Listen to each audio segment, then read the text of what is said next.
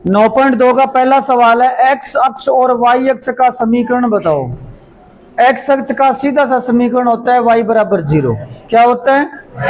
क्यों होता है y बराबर 0? इसके पीछे रीजन है। रीजन है, जैसे ये एक्स अक्ष है, इसमें आप कोई सा भी बिंदु ले लो, हर जगह y का मान क्या होता है? इसलिए एक्स अक्ष का समीकरण y बराबर 0 होता है। और वैसे भी आपको पता है, अगर मान लो यहाँ y का मान 1 है, यहां मान लो y का मान 1 है, तो इसका समीकरण क्या होता है? y बराबर, और y बराबर -1 बनाना हो तो कहां बनेगा? नीचे की साइड यहां बनेगा y बराबर -1। तो सीधी सी बात है, फिर ये क्या है? y बराबर 0 है। ऐसे ही y अक्ष जो होता है वो इसका समीकरण क्या होता है? x बराबर 0। अब x बराबर 4 बनाने का बोल दे, ये x अक्ष है, ये y अक्ष है, आपको ये बोल दे x बराबर 4 का आलेख बनाओ, तो जहां x का मान 4 है वहां बना दो y अक्ष के समांतर, ये x बराबर 4 का आलेख। ऐसे ही यहाँ x बराबर 2 का, ये x बराबर 0 का आलेख, जो कि खुद y अक्ष है, ये x बराबर 0 का आलेख। समझ में आ गई बात?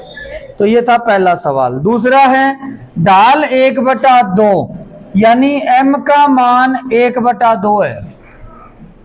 ढाल या प्रवणता एक ही बात होती है।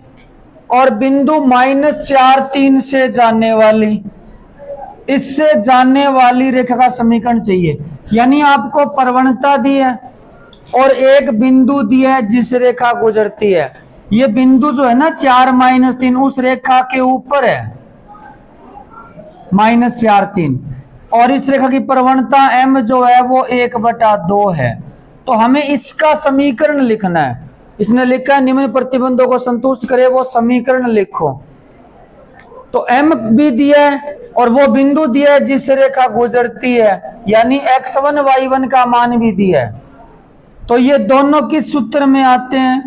y - y1 mx - x1, ये सूत्र लगेगा, क्योंकि इसी में सारा कुछ है जो आपको दिया है वो। तो लगा दो y - y1 का मान 3, m का मान 1/2, x - x1 का मान -4 है, तो +4 हो जाएगा। थोड़ा सा आपको इसको सही करना पड़ेगा, 2 का मल्टीप्लाई कर दो, 2y - 6 बराबर x + 4। 2y - 6 इधर ले जाओ, क्या बन गया? ये x - 2y + 10 बराबर 0। तो ये आपका फाइनल आंसर है। कोई दिक्कत इसमें? आपको एक चीज और बता देता हूं, प्रवणता निकालने का एक तरीका, अगर समीकरण इस रूप में हो ax + by + c बराबर 0, क्या आप मुझे इस समीकरण की प्रवणता बता सकते हो? y बराबर 2x + 3 की, इसकी प्रवणता कैसे पता कि इसकी प्रवणता 2 है? इसका कंपैरिजन हमने इससे कर दिया। किससे कर दिया? y बराबर mx प्लस, ये समीकरण बताया ना आपको। कौन सा रूप है ये ढाल अंतःखंड रूप है। कौन सा है? तो m का मान 2 हो गया। चलो ऐसे आ जाए तब तो हम बता देंगे m का मान 2 हो गया। अगर समीकरण इस रूप में आ जाए, जैसे ये वाली है, ऐसे आ जाए x - 2y + 10 बराबर 0, अब प्रवणता कैसे बताएं? अब प्रवणता बताने के 2 तरीके हैं। पहला तरीका है, इसको ऐसे बदल लो, मतलब y के बराबर में ले आओ सारा। जैसे ये y के बराबर में ही तो होता है, तो इसको y के बराबर में ले आओ सारा, और फिर पता चल जाएगा m का मान क्या है। एक तो ये तरीका है। क्या तरीका है? y के बराबर ला रहा हूं मैं, तो -2y बराबर क्या हुआ? 10 माइनस, या x इधर चला गया, -10 भी इधर चला गया, -10, -2 का भाग लगा दो, तो ये बन गया x/2 + 5। यही बनेगा ना -2 का भाग लगाने पे। अब इसका कंपैरिजन इससे करो, m का मान कितना नजर आ रहा है? 1/2। तो m का मान कितना आ गया? 1/2। और इसमें आपको पता है प्रवणता कितनी थी? 1/2 ही तो थी। ये तो है प्रवणता निकालने का पहला तरीका। दूसरा तरीका, अगर आपको इस रूप में समीकरण मिले तो m का मान सीधा लिख दो -x का गुणांक बटे y का गुणांक, बटे में y का गुणांक, यानी -a/b कर दो। जैसे इसकी प्रवणता निकालनी है, -a/b, -a कितना है, a का मान 1 है, तो -1 बटा b का मान क्या है, उत्तर आ गया आपका 1/2। यानी प्रवणता निकालने का दूसरा तरीका क्या है, अगर समीकरण ऐसे आ जाए तो -a/b या -x का गुणांक बटे y का गुणांक, आपकी मर्जी कैसे भी लिखना चाहो। अब जैसे ये समीकरण है x + 3y + 7 = 0, इसकी प्रवणता क्या होगी बोलो, -1/3 -x का गुणांक बटे y का गुणांक या -a/b, ये इसकी प्रवणता होगी। चाहे आप इसको y बराबर mx + c में बदल लो, y बराबर में ले आओ, जैसे यहां लाए थे, एक ही बात है। y बराबर कैसे करेंगे, ये इधर ले जाओ, तो 3y बराबर हो गया -x - 7, 3 का लगा दो भाग, ये बन गया m का मान -1/3। तो इस तरह से भी प्रवणता निकाल सकते हैं, ठीक है। 3 कर दिया। सवाल नंबर 3 क्या दिया है, ये कह रहा है 0 0 से पास होनी चाहिए, यानी गुजरनी चाहिए, और इसकी प्रवणता है m, ढाल है m। सवाल आपने कर लिया, पर मैं थोड़ा सा इसमें कुछ एक्स्ट्रा बताना चाहता हूं। तो सूत्र ये लगेगा y - y1 mx - x1। हाँ बोलो क्या लिखूं, y1 का मान 0, mx का मान 0, क्या बन गया, y बराबर, क्या ऐसा पहले भी देखा आपने इससे मिलता जुलता, y बराबर mx + c। इसका आलेख याद है आपको, इसका आलेख अध्ययन किया करो बेटा, पढ़ के मत आया करो। पढ़ना तो अखबार होता है, पढ़नी तो कहानियां होती है, अध्ययन किया करो इन चीजों का, थोड़ा सा इनसे बातें किया करो कि बोल क्या कहना चाहता है। ये कहना चाहता है कि y अक्ष पे काटा गया अंतःखंड क्या है, C है, तो y अक्ष पे ऐसे अंतःखंड कटेगा, ये C है। प्रवणता इसकी m है, तो कौन नहीं पता, m का मतलब होता है tan थीटा, क्या मतलब होता है, ये थीटा है, इतना पता है। इसमें जो C है, y अक्ष पे काटा गया अंतःखंड ये है। क्या इसमें C नजर आ रहा है, C का मान 0 नजर आ रहा है, C का मान क्या नजर आ रहा है, ये C का मान 0 कब होगा बताओ, इसको कहां से गुजारना पड़ेगा कि C का मान 0 से, तो ये रेखा जब यहाँ मूल बिंदु से गुजर जाएगी तो C का मान क्या हो गया, तो ये रेखा बन गई y बराबर mx, और यही इसने कहा था मूल बिंदु से गुजरती है, किससे गुजरती है, मूल बिंदु से। समझ में आई बात। तो इस तरीके से ये सवाल कंप्लीट हो गया। अगला सवाल है 2 √3 से गुजरती है, इससे गुजरती है, सेम सवाल है, और अब की बार लिखा है x अक्ष से 75 डिग्री कोण पे झुकी है। अब की बार कोण दिया है, प्रवणता नहीं दी, तो प्रवणता होती क्या है, m बराबर क्या होता है, यही तो होता है, और थीटा का मान आपको दिया। प्रवणता में जो थीटा होता है वो कहां बनता है पता है आपको, प्रवणता की परिभाषा क्या है, किसी भी रेखा द्वारा x अक्ष के साथ जो कोण बनता है वो उसके tan लगा दो, वो क्या बन जाती है, प्रवणता। इसका x अक्ष के साथ कोण कितना दिया है, तो इसके tan लगा दो, प्रवणता बन गई। ये बन गया tan 75। tan 75 का मान आपको निकालना पड़ेगा। tan 75 का मान कैसे निकालोगे, 45 + 90 - 15 मत लगाना, वो तो tan 90 - 15 कोट 15 आ जाएगा। फिर मैं कहूँगा कोट 15 कैसे निकालें, फिर कोट 15 निकालना है, कोट 30 - 15 कर दो, ऐसे थोड़ी होगा।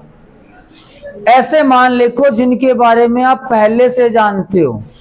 45 और 30 के बारे में जानते हैं, tan x + y लगा दो, क्या बनेगा, tan 45 tan 30, एक माइनस में tan 45 tan 30, tan 45 का मान 1, tan 30 का 1/√3, 1 - 1/√3, एलसीएम ले लेना, √3 + 1 √3 - 1 आ जाएगा। तो यही सूत्र दोबारा लगाना है, y - y1 का मान ये बिंदु, फिर प्रवणता m का मान ये रहा √3 + 1, और √3 माइनस 1 और x माइनस x1 का मान क्या है 2।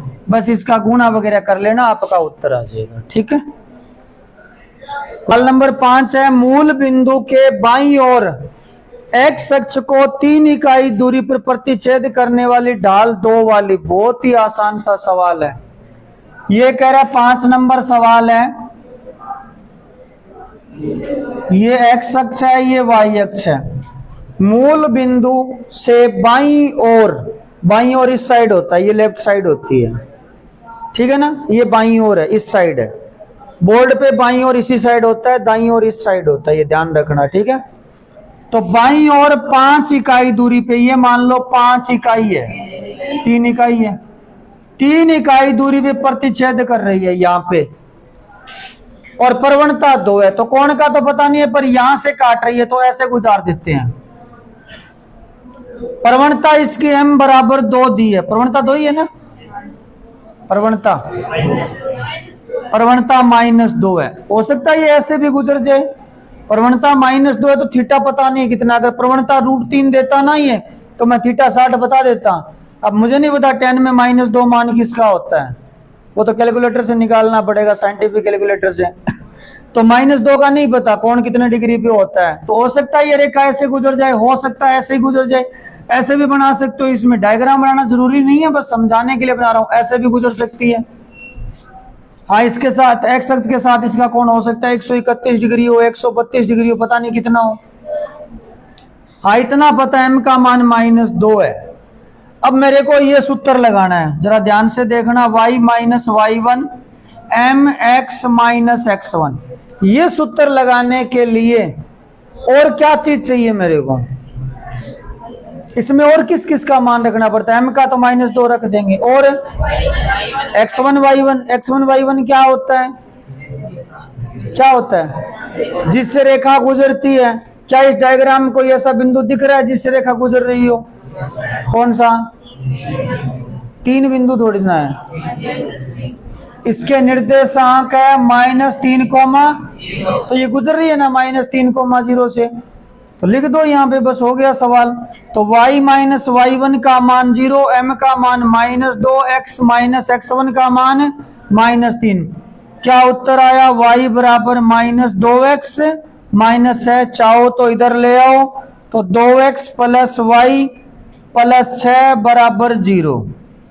तो आपका आंसर आया इस समीकरण का 2x प्लस y माइनस 6 बराबर 0, सॉरी प्लस 6 बराबर 0। अब अगर आप ये चाहते हो, सवाल तो हो गया पूरा, थोड़ा सा एक्स्ट्रा बता देता हूं। पहले तो बताओ यहां से प्रवणता कैसे देखोगे? -a/b, -a/b, -2 आ जाएगा। अब आप इसका एकदम परफेक्ट ग्राफ बनाना चाहते हो, एकदम सही। हमने जो अंदाजे से बनाया था वो सही है गलत है क्या पता, ये तो अंदाजे से बनाया था। अगर एकदम सही बनाना चाहते हो तो कई तरीके हैं बनाने के, कई तरीके हैं। 2 बता देता हूं। पहला तरीका क्या है? इसके अंदर वही पुराना तरीका 10वीं क्लास वाला, 2 बिंदु ढूंढ लो जिससे रेखा गुजरती है और उनको मिला दो, आलेख बन जाएगा। 10वीं क्लास का यही तरीका है। अगर मैं इस वही सारणी वाला कह रहा हूं, मैं सारणी वाला तरीका, x y 2 बिंदु बहुत होते हैं। x का मान 0 करो, y का क्या आएगा बताओ फटाफट? -6। x का 0 कर दिया, y का 0 कर दो, x का क्या आएगा? -3 आएगा। 2 बिंदु बहुत है, 0 लेना जरूरी नहीं है। तुम x की जगह 1 भी लिख सकते हो, y का आ जाएगा। x की जगह 2 लिख सकते हो, y का ये आ जाएगा। अब ये दोनों बिंदु 0 -6, ये रहा, x का मान 0, y का -6, x का -3, y का 0, ये रहा, यहीं से गुजरेगी, ऐसे ही बनेगा। समझ में आई बात? ग्राफ कैसे बनाया मैंने? 2 बिंदु बना के, सारणी बना के, ऐसे बना सकते हैं ना। बनाना जरूरी नहीं है, पर बनाना आना चाहिए, क्योंकि 12वीं क्लास में 12वें चैप्टर के अंदर ऐसे बहुत सवाल हैं जहां ये समीकरण लिख के मैं सीधा बोलूंगा इसका ग्राफ ये बन गया।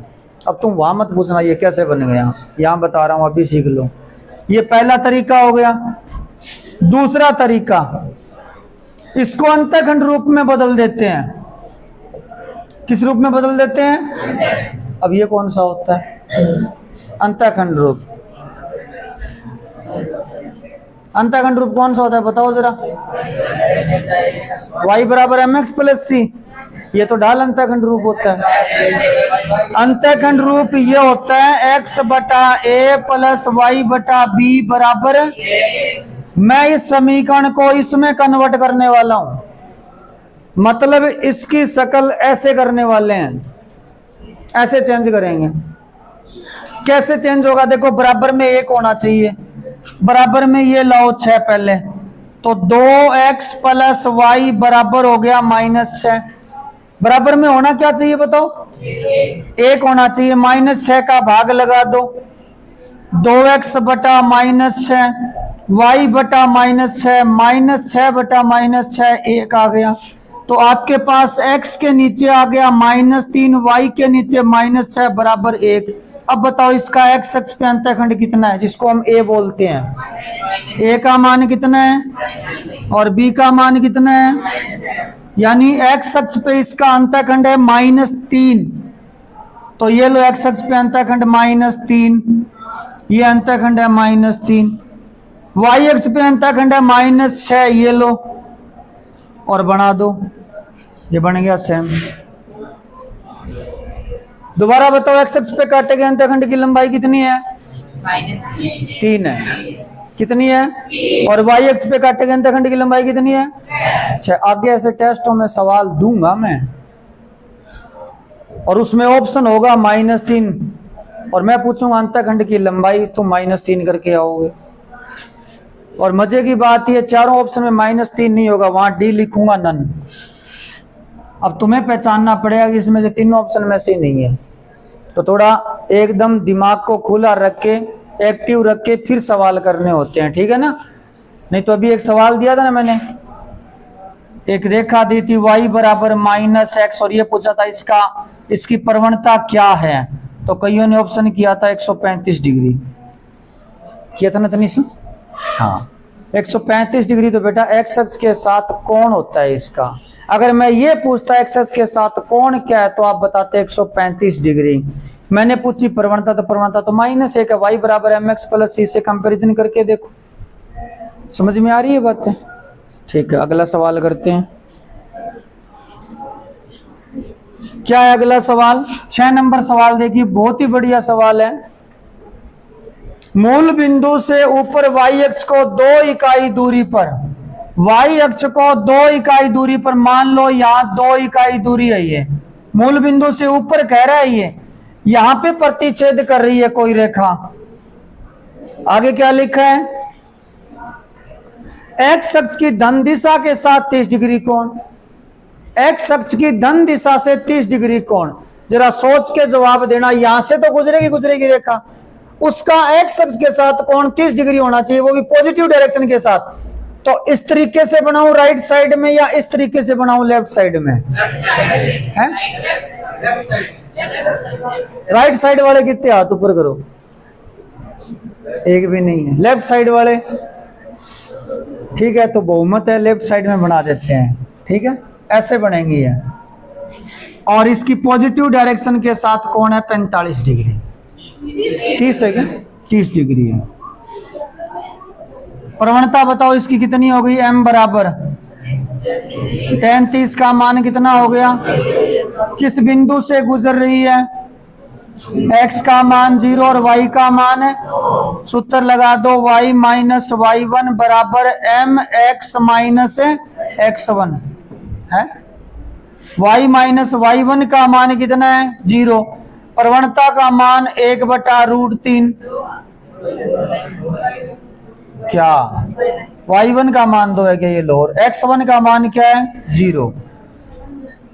तो y माइनस 2 बराबर x/√3। √3 का तिरछा गुणा कर दो, √3y माइनस 2√3 बराबर x। ये आपका फाइनल आंसर है। अच्छा, पॉजिटिव डायरेक्शन ये क्यों ली है? अभी भी कौन पॉजिटिव डायरेक्शन में है? नेगेटिव डायरेक्शन होती है रेखा से पीछे वाली साइड। अगर यहां से हम बात करें तो पॉजिटिव डायरेक्शन इधर है, नेगेटिव डायरेक्शन इधर है। अगर कोई रेखा यहां से काट के जाए तो इससे आगे पॉजिटिव और इससे पीछे क्या है, नेगेटिव। वही बात है, मेरे से इधर पूर्व है, मेरे से इधर पश्चिम है। अगर मैं इधर हो जाऊंगा तो अब यहां से पश्चिम दिशा स्टार्ट हो गई और इधर क्या हो गई, पूर्व। तो पॉजिटिव डायरेक्शन हमेशा इस साइड होती है। अगर आपने यहां से रेखा गुजार दी तो एक्स के साथ कोण इसका 120 बन जाएगा। कितना बन जाएगा, हमें बनाना 30 डिग्री है तो इस साइड ही बनेगी, ठीक है। तो इस तरीके से करना है। सवाल नंबर 8, 3 निर्देशांक दिए, पी के निर्देशांक 2 1 है, क्यू के -2 3 है, आर के 4 5 है। और सवाल में लिखा है बिंदु आर से जाने वाली माध्यिका का समीकरण बताओ। बिंदु आर से जाने वाली माध्यिका का समीकरण पूछा है। माध्यिका का मतलब होता है किसी बिंदु से सामने वाली भुजा के मध्य बिंदु से जाने वाली रेखा। जैसे ये मान लो आर से जाने वाली माध्यिका बनानी है तो आपको पी क्यू का मध्य बिंदु लेना पड़ेगा, मान लो एस मान लो, यानी पी आर को एस से मिलाएंगे वो माध्यिका होगी। ऐसी इसमें 3 माध्यिकाएं बनती हैं।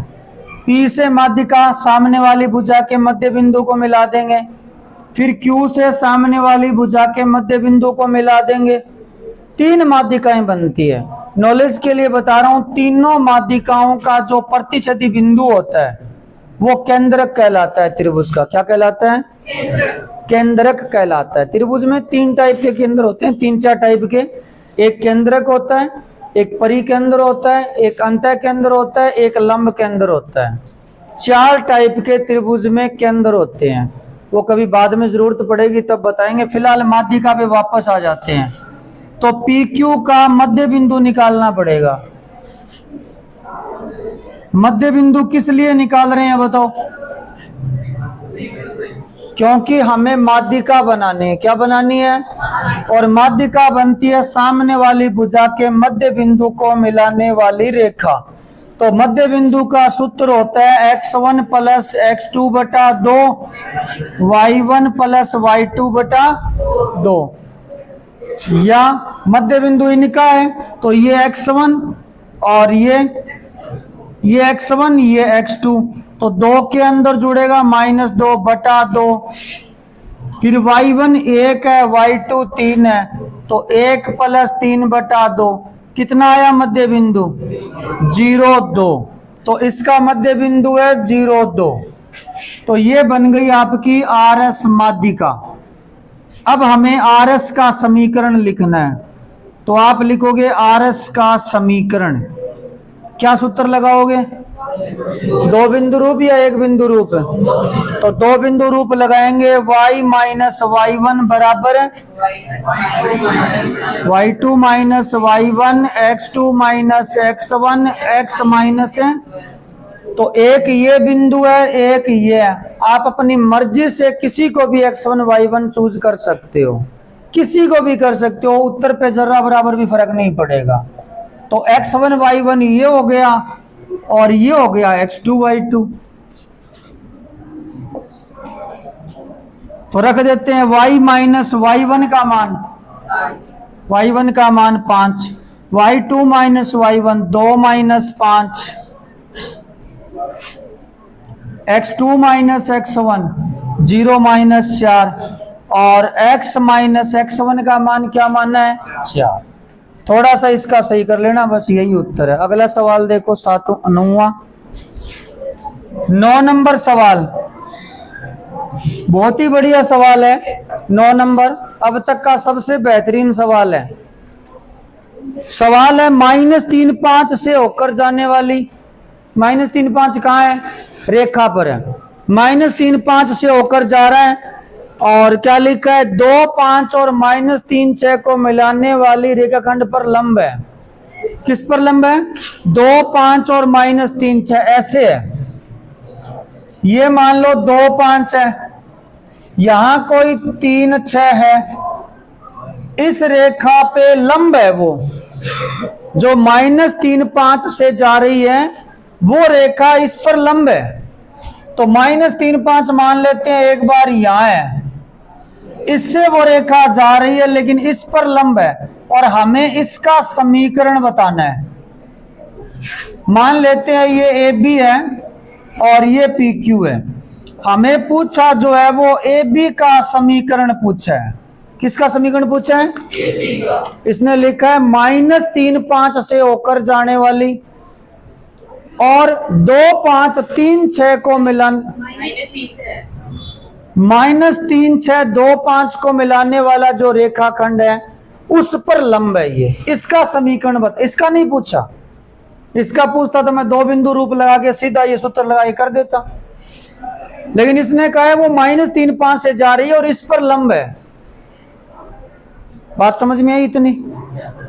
अब इस पर लंब है ना, ये पी क्यू पर लंब है, तो हमें इससे क्या फायदा होगा? हमने देखो जब भी कोई ऐसा सवाल आ जाए नए टाइप का, जिस मतलब जैसा अभी तक आया नहीं है, तो आप ये सोचो उससे संबंधित हमने इस चैप्टर में क्या पढ़ा है। जैसे ये रेखा इस पर लंब है, इससे संबंधित हमने कुछ तो पढ़ा होगा इसमें, मतलब लंब के बारे में क्या पढ़ा है इस चैप्टर में। 2 रेखाएं लंब हो इसके बारे में कुछ तो पढ़ा होगा। अगर ये 6ठी क्लास में बात होती तो मैं कहता बेटा इनके बीच में कोण 90 बनता है, लंब होती है, तो मैं ये बात बताता हूं। अब क्या पढ़ा है आपने? अब ये पढ़ा है कि इनकी प्रवणताओं का गुणा क्या होगा? -1 पढ़ा है ना ये, तो बस यही चीज काम में लेंगे। इनकी प्रवणताओं का गुणा -1 होगा, तो इसकी प्रवणता मान लेते हैं m1 है, अभी पता नहीं कितनी है, और PQ की प्रवणता m2 हम निकाल सकते हैं। जब 2 बिंदुओं से रेखा गुजर रही हो तो प्रवणता निकालने का तरीका क्या है? तरीका क्या है, सूत्र क्या है 2 बिंदु रूप में? y2 y1 बटा x2 माइनस है। ये तब लगता है सूत्र जब आपको 2 बिंदु दिए और हमें इसकी प्रवणता निकालनी पड़ जाए। तो y2 y1 6 5 x2 x1 -3 -2, यह आ गया आपका 1 बटा -5। ये प्रवणता इसकी आई है। अब आप लिखोगे चूंकि जो ए बी रेखाखंड है वो लंब है पी क्यू पर, इसका मतलब ये हो गया कि m1 और m2 का गुणा क्या होगा? तो m1 का मान हमें निकालना है, m2 का मान अभी निकाला है -1 बटा 5, तो यहां से m1 का मान कितना आ गया? 5 आ गया। m1 का मान कितना आ गया? अब बताओ आपको जो ए बी रेखाखंड है उसके बारे में क्या क्या जानकारी मिल गई अब तक? इसकी प्रवणता पता चल गई? क्या है? किस बिंदु से गुजर रही है? ये किसी बिंदु से गुजर रही होगी, -3 है। ये तो दूसरा ही सवाल है, दूसरा ही तो सवाल है। प्रवणता पता है, बिंदु से गुजर रही है, तो कौन सा सूत्र लगाऊं? आता है ए बी का समीकरण,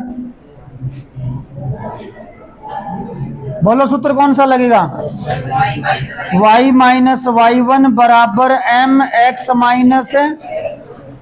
सूत्र जिनके याद आ रहा है बात ठीक है, जिनके नहीं याद आ रहा है उनके ये दिक्कत है कि उनको ये नहीं पता इस सूत्र के अंदर क्या क्या चीज होती है। x1 y1 क्या चीज होती है, m क्या चीज होती है। एक लाइन रटने से ये कभी याद नहीं आएगा कि कौन सा सूत्र लगाना है। आपको ये पता होना चाहिए इस सूत्र में क्या क्या चीज रखी जाती है, मतलब किस किस चीज की जरूरत होती है। किस किस की जरूरत होती है इसमें? प्रवणता की और बिंदु की, तो ये तो दोनों है, इसमें बिंदु भी है और इसकी प्रवणता भी है, इसीलिए ये सूत्र लगा रहे हैं। रीजन समझ में आ रहा है? तो बोलो क्या लिखूं आगे? y1 का मान, m का मान 5, x x1 का मान, सही कर लो, आपका उत्तर हो गया 5x y और 15 प्लस में 5 20 बराबर 0। ये आपका फाइनल आंसर है। कोई दिक्कत इसमें? कोई समस्या नहीं है? ठीक है, तो जा रहा हूं एक बार और। एक रेखा 1 0 और 2 3 बिंदुओं को मिलाने वाली रेखा पर लंब है। सेम 90 सवाल की तरह ही है। क्या कह रहा है ये? 1 0, ये रहा 1 0, उसके बाद 2 3 इनको मिलाने वाली रेखा पर लंब है, यानी इस पे कोई लंब रेखा है। तो पिछले सवाल में हमने इस बात का क्या फायदा उठाया था? इस पे कोई लंब है, इस पे कोई लंब है तो आप इसकी प्रवणता M2 निकाल सकते हो कि नहीं निकाल सकते?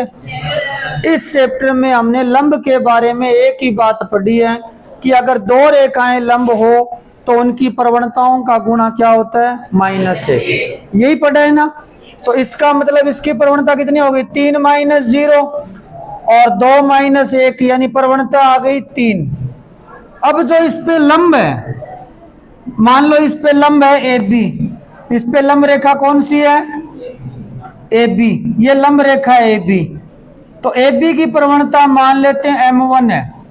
अब दोनों लंब है, AB लंब है PQ पर, इसका मतलब ये हो गया कि M1 और M2 का गुणा कितना होगा? यहां से M1 का मान निकालते हैं, कितना आएगा? -1/M2। -1/M2 का मान 3, M1 कितना आ गया?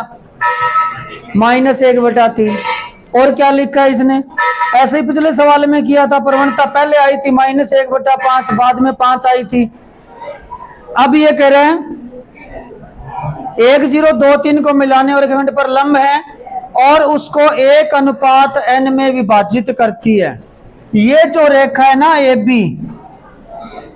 AB जो है PQ को 1:n में काटती है। अब इसके बारे में क्या पढ़ा है हमने? इस साल नहीं तो पिछले साल पढ़ा होगा। ये जो रेखा है ना AB, वो PQ को 1:n में काट रही है। तो इसके बारे में कहीं तो कुछ पढ़ा होगा। क्या पढ़ा है बताओ? 7वां चैप्टर 7.2 याद करो। क्या इस बिंदु के निर्देशांक नहीं निकाल सकते हम लोग? सी के निकाल सकते हैं ना। उस सूत्र का नाम क्या होता है? विभाजन सूत्र। तो हम लोग यहाँ पे सी के निर्देशांक निकालने वाले हैं और सूत्र होता है M1 x2 M2 x1 M1 + M2। उसके बाद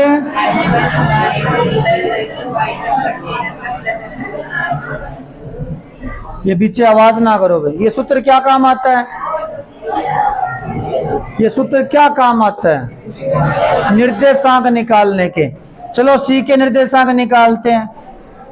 ये M1 है, ये M2 है। ये M1 M2 अनुपात वाला है, प्रवणता वाला मत समझ लेना। ये अनुपात वाला है, ठीक है ना। तो M1 का मान 1 है, X2 का मान 2, M2 का मान n है, X1 का मान 1 है, बटे में M1 + M2 1 + n हो गया। इसी तरह से M1 Y2 1 × 3 और n × Y1 का मान 0/1 + n। तो C के निर्देशांक आ गए भाई 2 + n/1 + n, 3/1 + n। ये किसके निर्देशांक आए हैं? इसके निर्देशांक आ चुके हैं। मैं लिख देता हूं 2 + n 1 + n 3/1 + n। अब बताओ पिछले सवाल में उससे रिलेट करते हैं थोड़ा सा। पिछले सवाल में यहाँ -3 5 दिया था, आपके पास तो उतारा हुआ है, देखो ना। AB रेखाखंड -3 5 से गुजरा था, याद है क्या? इसकी प्रवणता कितनी आई थी AB की? पिछले सवाल में 5 आई थी। अब प्रवणता कितनी है? इसकी प्रवणता कितनी है अब? -1/3। पिछले सवाल में ये किस बिंदु से गुजरा था, याद है? AB रेखाखंड किससे गुजरा था? -3। अक्षिता देख ले उसके अंदर, -3 5 से गुजरा था। किससे? अब किससे गुजरी ये रेखा बताओ? C से गुजरी है। C के निर्देशांक है कि नहीं है? पिछली बार यहाँ -3 था, यहाँ 5 था, तो सेम ही सवाल है। सूत्र क्या लगेगा बोलो? y - y1 प्रवणता mx माइनस है। y1 की जगह बोलो क्या लिखोगे? अरे x1 y1 वो होता है जिस रेखा गुजरती है। रेखा इससे गुजर रही है ना, शकल ही तो खराब है, बिंदु तो है ही। हाँ, क्या लिखूं y1 की जगह? 3/1 + n। m का मान यानी प्रवणता कितनी आई थी? -1/3। x - x1 का मान 2 + n 1 + n। बस यही उत्तर है आपका। तिरछा गुणा करो तो कर लेना, लघुत्तम लो तो ले लेना, यही उत्तर है। ठीक है, उतार लो। आगे आप सवाल नंबर 11, एक रेखा का समीकरण बताओ जो अक्षों पे बराबर अंतःखंड काटती है और 2, 3 से जाती है। मतलब इस तरीके से अक्षों पे इसके बराबर अंतःखंड है, इस तरीके से दोनों साइड सेम है। ये एक्स अक्ष है, ये वाई अक्ष। हालांकि चित्र बनाना जरूरी नहीं है, पर ऐसे ही समझाने के लिए बता रहा हूं। और ये 2, 3 से जाती है इस तरीके से। हमें इस रेखा का समीकरण चाहिए ए बी का। ये 2, 3 से जाती है और अक्षों पे बराबर अंतःखंड है। तो आप वो समीकरण बताओ जिसमें अंतःखंडों का जिक्र होता है। सूत्र लगाना पड़ेगा। कौन सा समीकरण होता है जिसमें अंतःखंडों का जिक्र होता है? ये अंतःखंड ए होता है और ये अंतःखंड क्या होता है? बी। इसका समीकरण होता है x बटा ए y बटा बी बराबर है। अब यही क्यों लगाया? क्योंकि दोनों अक्षों पे अंतःखंड बता रहा है ना कि बराबर काट रहा है। हालांकि इसने ए और बी का मान बराबर दिया। कैसे पता चला ए और बी का मान बराबर है? इसने साफ साफ लिखा है अक्षों पे अंतःखंड बराबर है। समझ में आ रही है बात? तो ये सूत्र क्यों लगाया है? वो क्यों नहीं लगाया 2 बिंदु रूप वाला? क्योंकि सवाल में अंतःखंडों का जिक्र है कि दोनों अक्षों पे बराबर अंतःखंड काट रहा है, तो मैंने अंतःखंड वाला सूत्र लगा दिया। कोई दिक्कत इसमें? ए बराबर बी कैसे लिखा? क्योंकि अंतःखंड बराबर दिए। तो एक काम करो, ए की जगह बी कर दो इसमें, या बी की जगह ए कर दो। हमारा उत्तर तो यही है। फिर इसमें मान किसका लिखना होता है? ए का और एक्स वाई का नहीं लिखते। चलो एक बात बताओ, मैं आपको ये कह दूं एक्स ए का मान 3 है, बी का मान 4 है। ए का 3 है, बी का 4 है, तो उत्तर क्या होगा हमारा? x बटा 3 y बटा 4 बराबर 1 हमारा उत्तर हो गया। आपको यह भी पता होना चाहिए इसमें आगे करना क्या है, किसका मान निकालना है। एक बात बताओ, अगर मैं ये सूत्र लगाता किसी सवाल में, तो इसमें किस किस का मान लिखना होता है? एम और सी का लिखना होता है ना। तो वैसे इसमें किसका लिखना होता है? ए और बी का। उसके लिए देखिए क्या करते हैं, पहले बी का मान ए कर दो बराबर 1, समीकरण नंबर 1। आप चाहो तो इसको ये भी कर सकते हो, ए का गुणा कर दो, तो x प्लस वाई बराबर है। ए का तिरछा गुणा कर दिया, या ए का पूरी समीकरण को गुणा कर दिया, या ए का गुणा, या ए का गुणा, या ए का गुणा। ये समीकरण मान लो 1 नंबर। और क्या दिया सवाल में? गणित का मूलभूत सिद्धांत है, दी हुई चीजों का इस्तेमाल करो। और क्या दिया इसमें? ये रेखा किससे गुजरती है?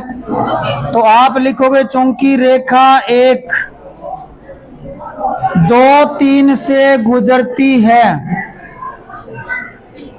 तो इसका क्या मतलब होता है? इसका मतलब होता है 2 और 3 आप इस समीकरण में रख दो। अगर कोई रेखा किसी बिंदु से गुजर रही है तो आप वो बिंदु उसकी समीकरण में रख सकते हो। क्यों रख सकते हो, रीजन और बता दूंगा, अभी एक बार रख देता हूं। तो x की जगह 2 कर दो, y की जगह 3 कर दो बराबर a। तो a का मान आ गया 5। a का मान कितना आ गया? a का मान 5 इसमें वापस कर दो, तो x प्लस वाई बराबर 5 आ गया। या आप इसमें कर दो, एक ही बात है ये तो। a का मान 5 है, x बटा 5 प्लस वाई बटा 5 बराबर 1। तो यानी x अक्ष पे अंतःखंड कितना है? 5, और y अक्ष पे भी कितना है? आप अभी रफली एक डायग्राम बना के देख लो। इधर 5 सेमी, इधर 5 सेमी वो रेखा बनाओगे आप। उस रेखा को जैसे ही बनाओगे 2, 3 उसके ऊपर होगा, 2, 3 उसके ऊपर ही आएगा एग्जैक्ट। तो यानी ये हमारी फाइनल रेखा का समीकरण है, x प्लस वाई बराबर 5। थोड़ा सा दोबारा बता देता हूँ। सवाल में 2 चीजें दी है, ध्यान से समझना। आगे और ऐसा सवाल, सेकंड लास्ट और लास्ट सवाल देखो, यही सवाल है दोबारा। उसमें भी अंतःखंडों का जिक्र है ना जिक्र। तो सवाल के एक रेखा जो है 2, 3 से गुजरती है और अक्षों पे बराबर अंतःखंड बनाती है, ये बोला है। तो बराबर अंतःखंड का जिक्र है, तो मैंने ये समीकरण लगाया। और a और b का मान बराबर है, तो मैंने b की जगह a कर दिया। इतना समझ में आ गया? अब इसने कहा ये 2, 3 से गुजरती है, मैंने x की जगह 2 कर दिया, y की जगह 3 कर दिया। अगर 2 3 से गुजरे तो ऐसा कर सकते हैं, x की जगह 2 y की जगह 3 कर सकते हैं। क्यों कर सकते हैं अभी अलग से बताऊंगा आपको। x की जगह 2 y की जगह 3 कर दिया, यहाँ कर दो यहाँ कर दो, एक ही बात है। तो a का मान कितना आ गया 5, a का मान 5 वापस कर दो, चाहे इसमें कर दो चाहे इसमें कर दो, ये आपका फाइनल उत्तर आ गया। अब इसने एक बात लिखी थी कि रेखा 2 3 से गुजरती है, और मैंने इस बात का क्या फायदा उठाया, मैंने 2 3 समीकरण में रख दिया। ये कैसे किया मैंने, या कैसे कर दिया, इसके पीछे क्या लॉजिक है। लॉजिक ये है, 10वीं क्लास के अंदर अगर मैं आपको कह दूं x + y = 5 का आलेख बनाओ तो आप क्या करोगे। पहले तो ये बताओ आलेख कैसे बनाओगे।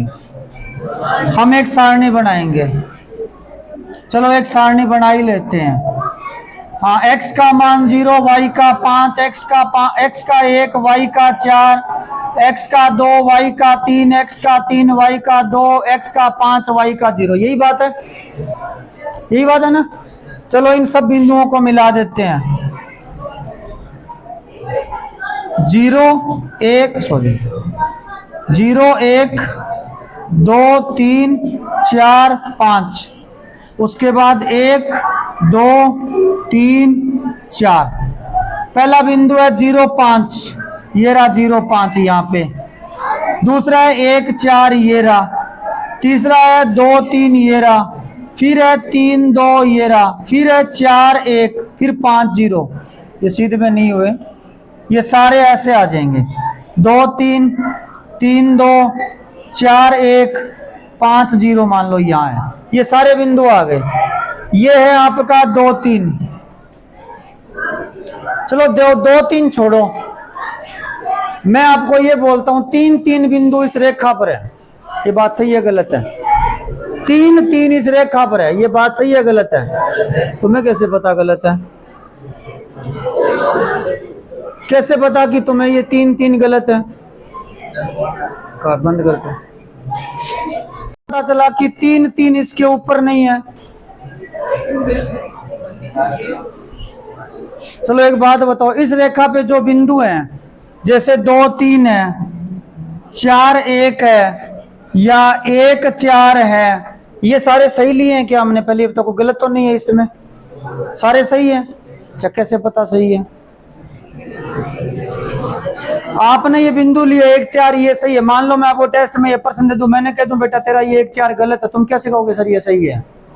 आप यही तो कहोगे सर 1 4 इसमें करके देख लो, भी x का मान 1 y का मान 4 करके देख लो, 1 और 4 5 = 5 आ रहा है। ऐसे तो चेक होता है। अच्छा 2 3 इस पे है क्या बताओ? कैसे पता चला? 2 + 3 है, 2 + 3 5 होता है, यानी 2 3 इसमें रख के ही तो देख रहे हैं।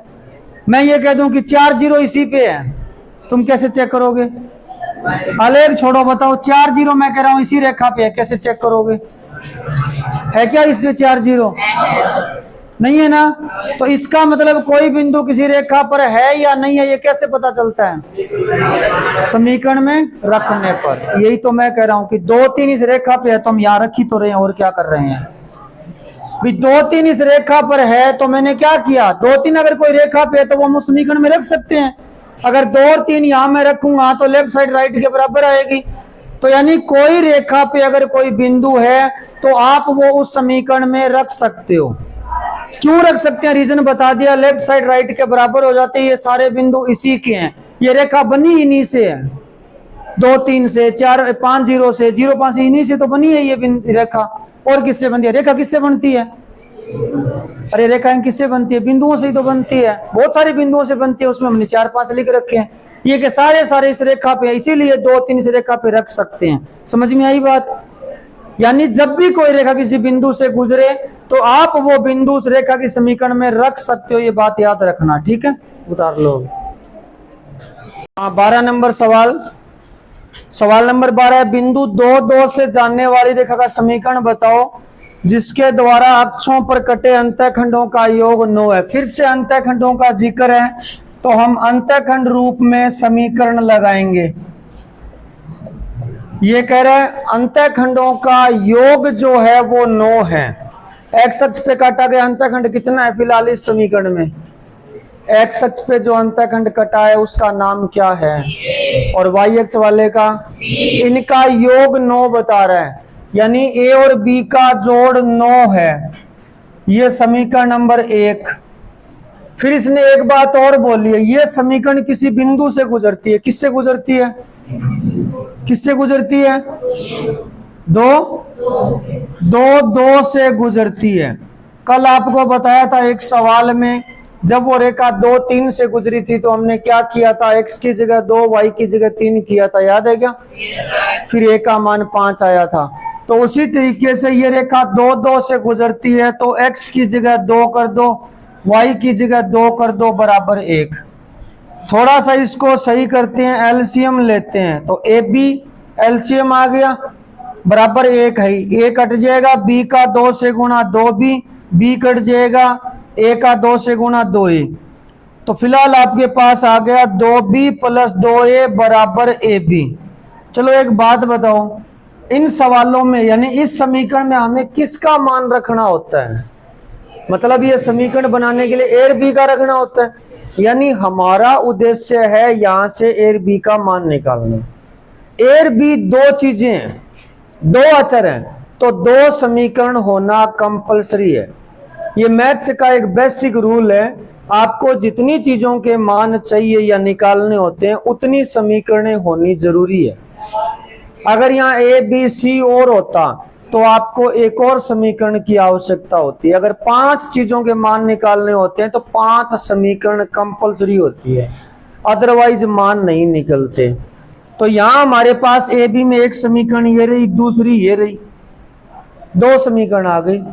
इन दोनों को कैसे भी मिक्स करके 10वीं क्लास में जो तीसरा चौथा चैप्टर था समीकरण वाला, याद है क्या?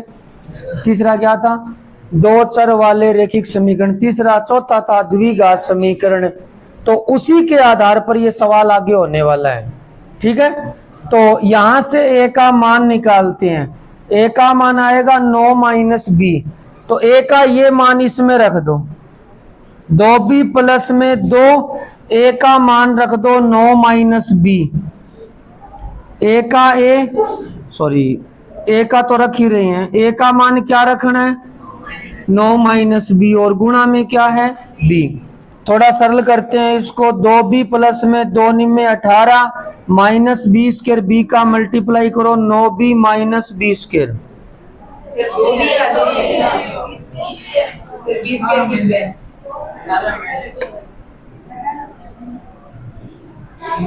ठीक है, बाकी सही है। चलो थोड़ा और सही करते हैं, स्क्वायर वाला पद माइनस का नहीं होना चाहिए, इधर ही ले आओ।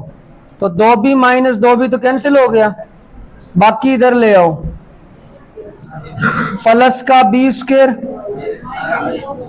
माइनस का 9b प्लस का 18 बराबर 0।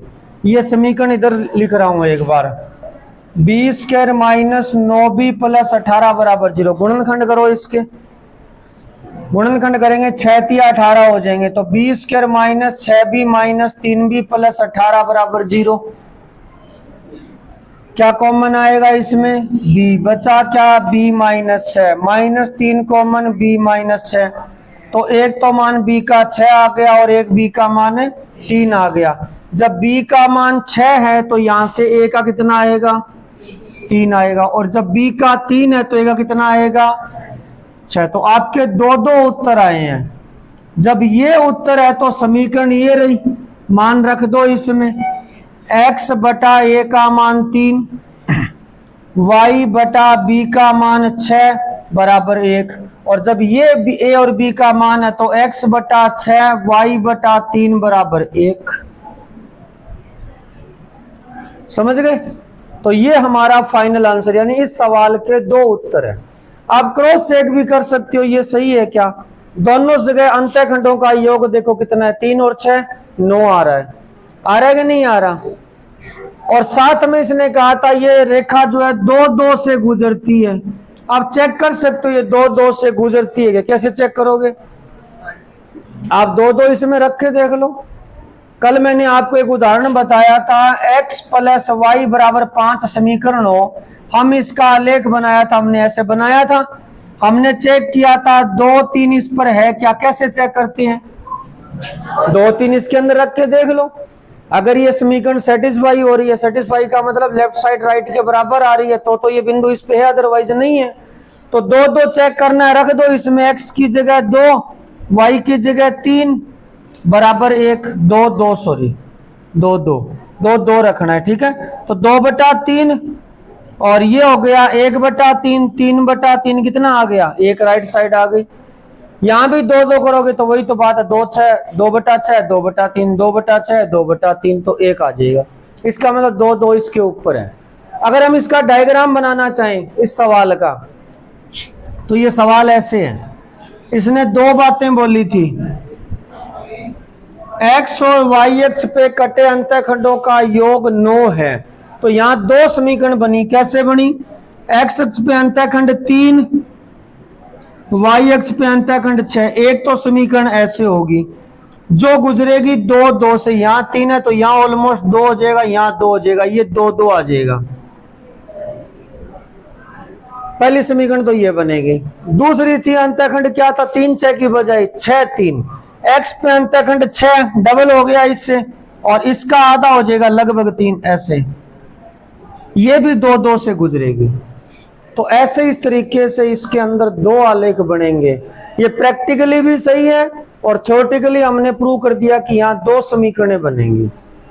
थोड़ा सा रिपीट कर देता हूं, सवाल के अंदर क्या था, सवाल के अंदर 2 चीजें दी थी, अंतःखंडों का योग 9 है, इसलिए अंतःखंड रूप लगाया, यही रीजन था इसके अंदर, x/a + y/b बराबर 1 लगाने का, क्योंकि अंतःखंड का जिक्र था सवाल के अंदर। तो अंतःखंड a और b थे, दोनों का जोड़ 9 दे दिया। फिर इसने कहा ये रेखा 2 2 से गुजरती है, मैंने गुजार दी। गुजारने का क्या मतलब है, x की जगह 2 कर दो, y की जगह 2 कर दिया, थोड़ा सा सोल्व किया, ये समीकरण बनी। a और b में 2 समीकरण आ गई हमारे पास। तो यहां से चाहे a का मान निकाल लो, चाहे b का निकाल लो। मैंने a का निकाला, 9 - b रख दिया a की जगह। चाहे आप b का निकाल लेना, 9 - a यहाँ रख देना, यहाँ रख देना। जैसे फिर आगे द्विघात समीकरण बनी, b के मान आए हैं 6 और 3, अगर आप a के निकालते तो 3 और 6 आते, मतलब आते ही यही। फिर a के या b के जिसके भी आए वो मान वापस इस समीकरण में रख दो।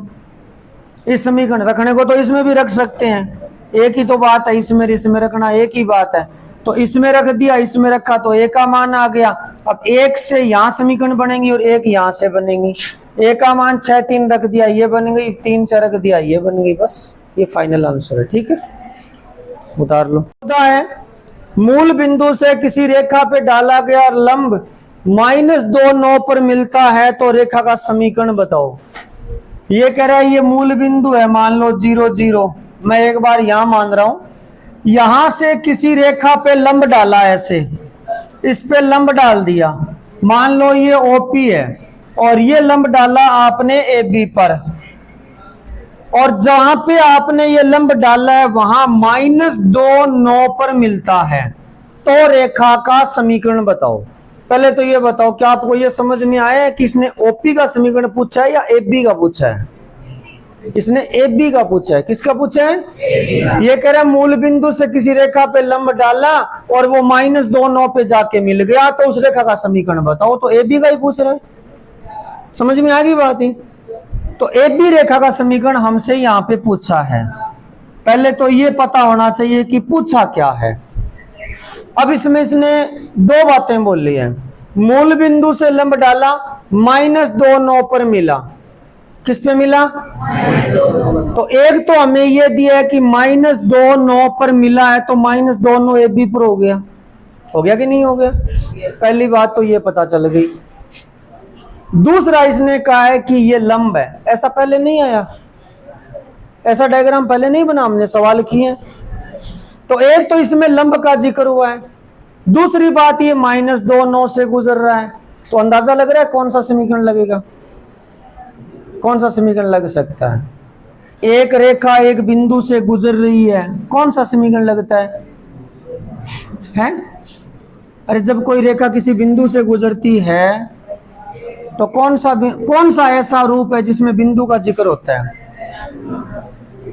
y = mx + c। वो होता है। तो ये नहीं होता क्या, y माइनस y1 बराबर mx माइनस, आपको रियल बता रहा हूं बेटा, अगर आपने कल वाले सवाल निकाल के आए हो, उनके साथ माथापच्ची करी है, तब तो ये बात 1 सेकंड के अंदर दिमाग में आ जाए कि ये समीकरण क्यों लग रहा है। और कल वाले अगर जगह खोल के ही नहीं देखे कॉपी के अंदर, तो फिर वही कहानी रहेगी, फिर यही मन में आएगा कि समझ में नहीं आ रहे,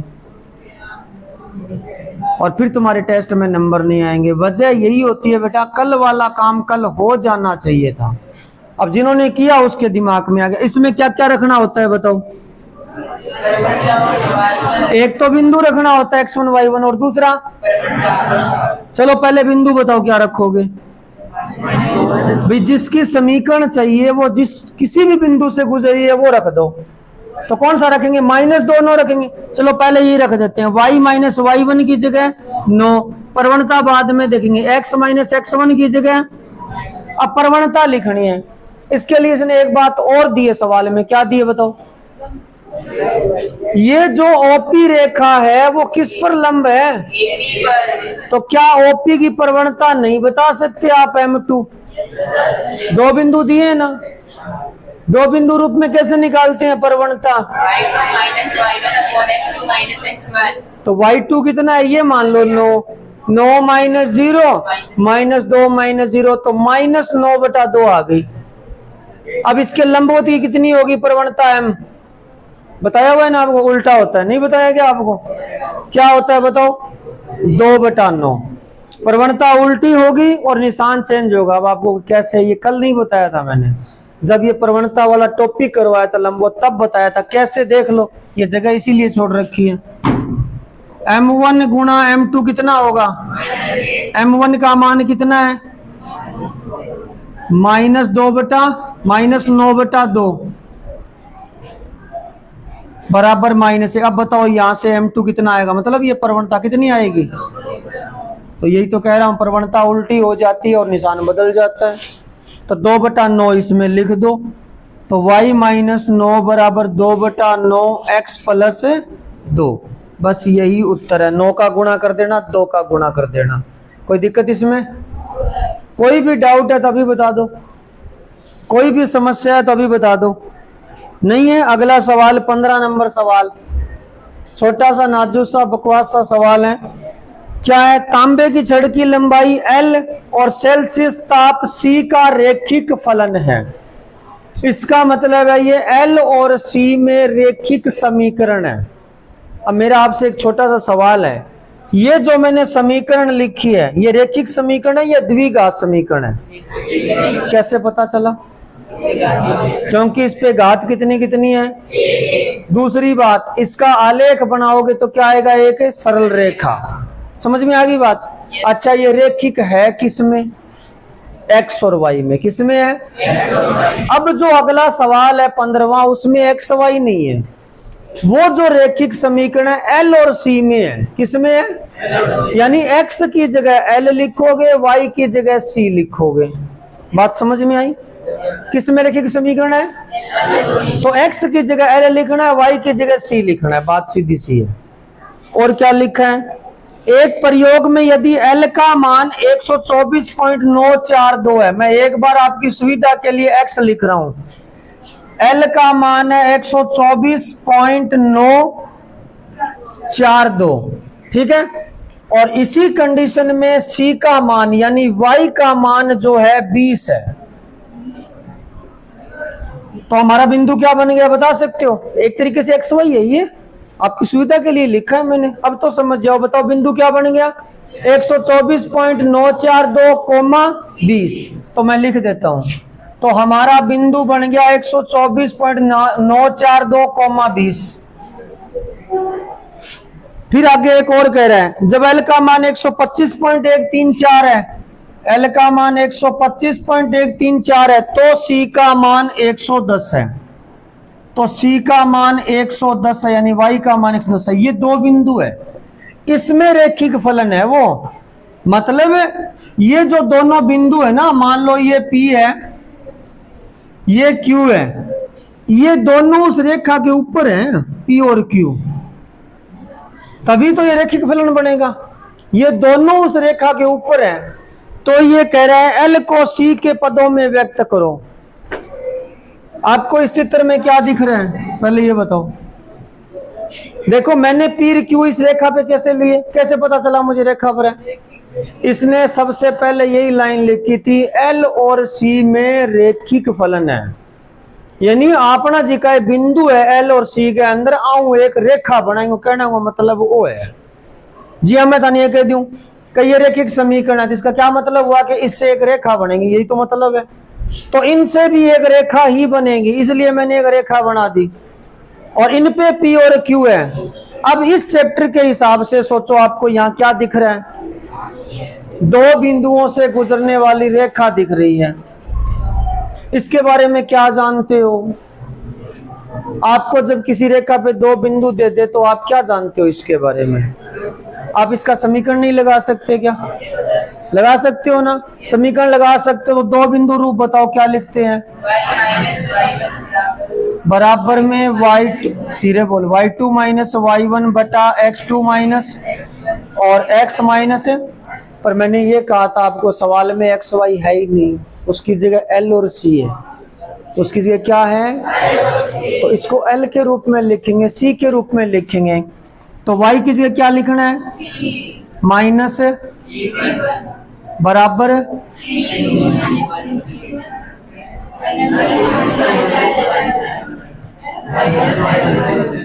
बताओ सी और एल का मान लिखना है क्या? नहीं लिखना, ये तो एक्स वाई की जगह है। समझ गए? बोलो। C1 पहला बिंदु लिख दो कोई सा भी, ये L है ये C है, क्या होगा? 110। C2 माइनस C1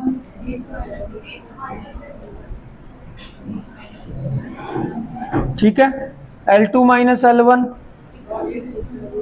C2 कौन सा लिया है? ये लिए क्या हमने? ये L1 C1 लिए है क्या? और L2 C2 वो लिए, चलो कोई बात नहीं। तो L2 हो गया 124.942 और L1 क्या हो गया? और फिर L माइनस L1 का मान। अब थोड़ा इसको सरल कर लो। C माइनस एक्स 20 माइनस 110 कितना हो गया? माइनस का 90। और ये कितना हो जाएगा? घटाना पड़ेगा। आएगा तो माइनस में, माइनस से माइनस कट जाएगा, कितना होगा ये? चलो घटा ही देते हैं, इसमें से घटेगा ना, ये ज्यादा यही है। 4 में से 2 गया 2, 3 में से 4 जाएगा नहीं 9, फिर यहाँ बचा 0, जिसमें से 9 गया 1.192, बस इतना ही आएगा। और L माइनस 125.134। आप चाहो तो इनका गुणा करके और उत्तर लिख देना, बस इतना सही आंसर है इसका। ठीक है, ये मैं, हाँ 17 नंबर सवाल के बहुत ही बढ़िया सवाल है। अक्षों के बीच में रेखाखंड का मध्य बिंदु ए बी है। अक्षों के बीच में रेखाखंड का मध्य बिंदु, यानी हमें जिस रेखा का समीकरण निकालना है उसका मध्य बिंदु दिया है, और मध्य बिंदु है पी ए बी। दिखाइए रेखा का समीकरण x बटा ए प्लस वाई बटा बी बराबर 2 है। इस तरह से सवाल है, ये x अक्ष है ये y अक्ष है, और ऐसे कोई रेखाखंड है, बीच में आवाज ना करें। मान लो ये रेखाखंड ए बी है, इसका मध्य बिंदु जो है ना, मध्य बिंदु P वो ए बी है। तो ये कह रहा है इसका समीकरण बताओ। अब इसका समीकरण हम 2-3 तरीके से निकाल सकते हैं। ये मध्य बिंदु है, ध्यान रखना। अच्छा, ये जो बिंदु है इसका पहले से कुछ पता है कि आपको कौन सा निर्देशांक क्या है? एक्स अक्ष पे है ये, तो एक्स अक्ष पे तो कुछ तो पता होगा इसका। वाई निर्देशांक 0 होगा। वाई निर्देशांक क्या होगा? एक्स का अभी पता नहीं है। इसका क्या कहना है? एक्स का 0 है, वाई का पता नहीं है। अब 10वीं क्लास में आपने मध्य बिंदु निकाला होगा। थोड़ा सा शॉर्टकट बता रहा हूं मैं, एक बार फिर डिटेल में बताऊंगा। आपने मध्य बिंदु निकाला है, मध्य बिंदु ये आना चाहिए, x1 प्लस x2 करना है और बटा 2 करना है, ये आना चाहिए। समझ में आ रही है बात? x1 प्लस x2 बटा 2 करूंगा, ये आना चाहिए। तो यहाँ क्या लिखूं? a लिखूं कि 2a लिखूं? 2a लिखना पड़ेगा। अब आप x1 प्लस x2 कर लो, क्या आएगा बोलो? अगर यहाँ 2a लिख दें तो x1 प्लस x2 कितना हो गया? 2a बटा 2 क्या बन गया? इसी तरह से y1 प्लस y2 करो तो क्या आना चाहिए? 2b। निर्देशांक समझ में आए? ये निर्देशांक है 2a 0। तो ये दूरी बता सकते हो कितनी होगी? मूल बिंदु से यहां तक ये अंतःखंड कितना होगा? अगर ये निर्देशांक 4 0 होता तो ये लंबाई 4 हो जाती। तो यानी ये अंतःखंड हो गया 2a और ये अंतःखंड है। तो आपके पास तो अंतःखंड आ गए। अंतःखंड आ गए तो समीकरण क्या होती है अंतःखंड रूप में? x बटा a प्लस y बटा b बराबर a का मतलब होता है x अक्ष पे काटा गया अंतःखंड। वो फिलहाल कितना है? 2a।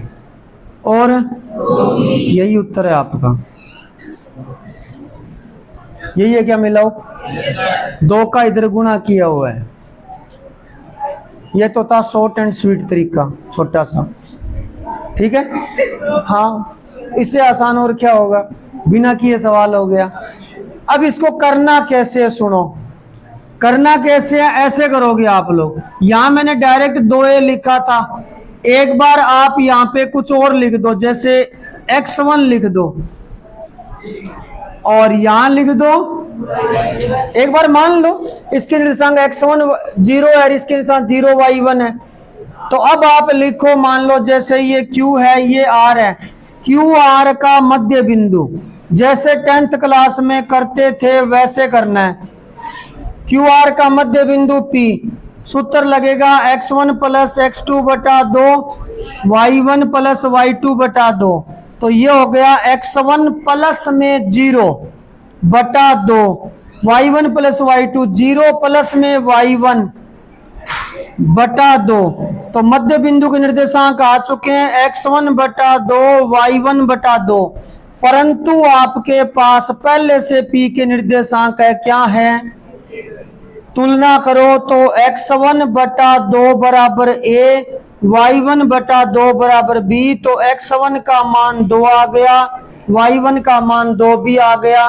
तो वापस इस बिंदु के निर्देशांक हमारे पास 2a 0 और 0 2b आ चुके हैं। और इसके बाद आप लिख देना अतः x अक्ष पे अंतःखंड 2a, y अक्ष पे अंतःखंड 2b है। तो समीकरण ये लगा देना, x बटा a प्लस y बटा b बराबर 1, पर a की जगह 2a और b की जगह 2b है। ठीक है, 2 तरीके हो गए। तीसरा तरीका क्या है? आपके पास यहाँ 2 बिंदु आ चुके हैं, आ चुके ना 2 बिंदु।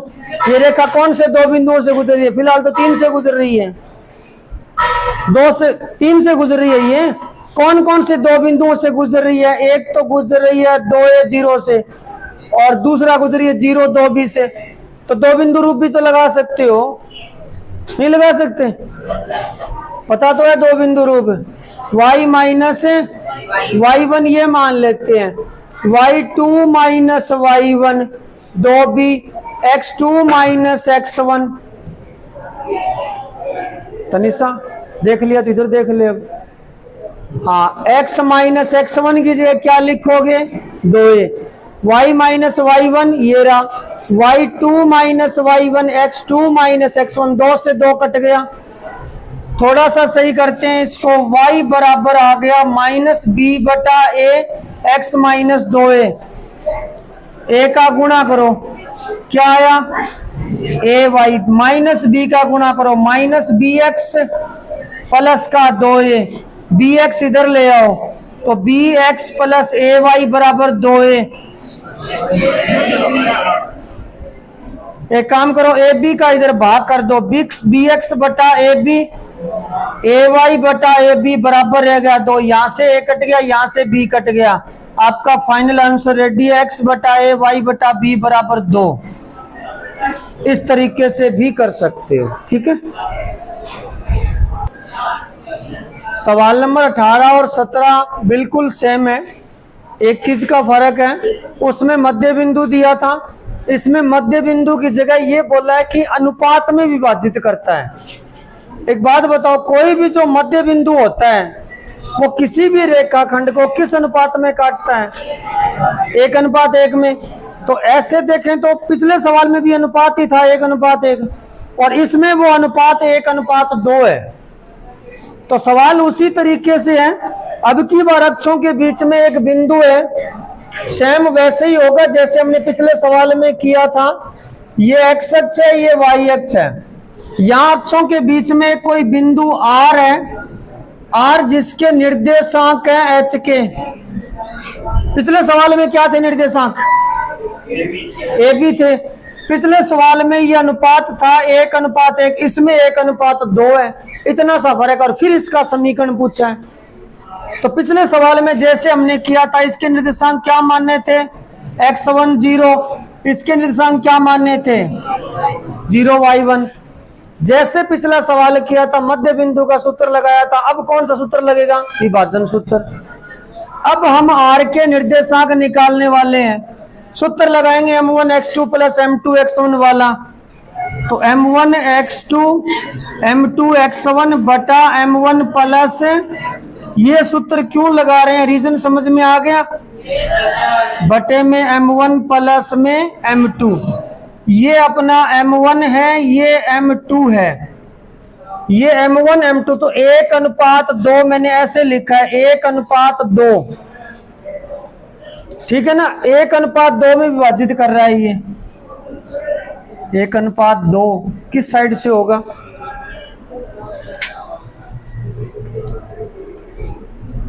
अक्षों के बीच में 1:2, एक इस साइड होगा भाई। ये 1:2 होगा, ये 2:2 होगा, क्योंकि पहले x अक्ष की बात होती है। तो 1:2 हो गया। अब लगा दो सूत्र। क्या लिखें बोलो?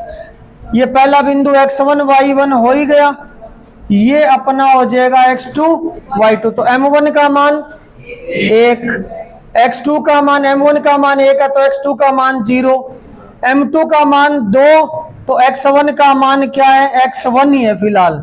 और 1 प्लस में 2, m1 y2, m1 का मान 1 तो y2 का मान है y1, m2 का मान 2 तो y1 का मान है 0 बटा 1 प्लस 2।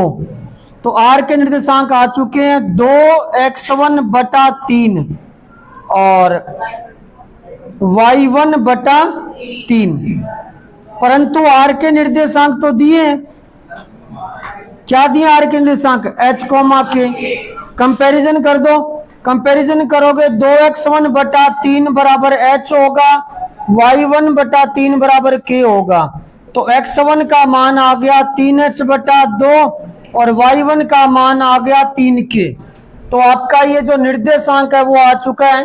x1 की जगह लिखोगे 3h बटा 2 0 और इसके निर्देशांक आए हैं 0 y1। y1 का मान कितना है?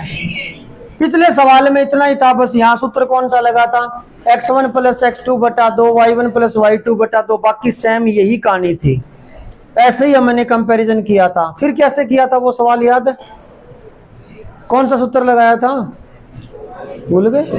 2 बिंदु रूप लगाया था। कौन सा लगाया था? तो एक बिंदु ये रहा, एक बिंदु ये रहा। आपके सामने 2 बिंदु हैं। मैं सूत्र लगा रहा हूं y माइनस y1। y1 कौन सा? ये लिख दो। कितना है? 0। ये x1 y1 लिख रहा हूं भाई मैं। अब y2 minus y1 3k minus 0, x2 minus x1 0 minus 3h बटा 2 और x माइनस x1 का मान 3h बटा 2। थोड़ा सही कर देते हैं। सही करेंगे तो 3 से 3 कट गया, y बराबर आ गया 2 ऊपर चला जाएगा माइनस 2k बटा h, x माइनस 3h बटा 2 ऊपर चला जाएगा और सही लिखा है। ठीक है, h का गुणा कर दो तो h y बराबर माइनस 2 का गुणा करा माइनस 2kx प्लस में 2 से 2 कट जाएगा 3kh आ गया। इधर ले आओ 2kx प्लस एच वाई बराबर 3kh। ये आपका फाइनल आंसर है।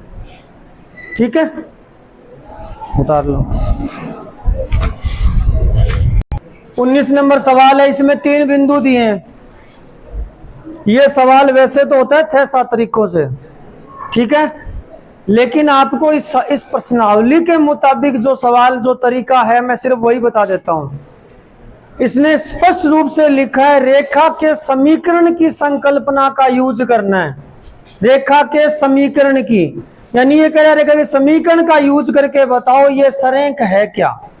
अदरवाइज अगर ये सीधा पूछता कि साबित करो ये सरेख है तो मैं 7 तरीके से कर देता।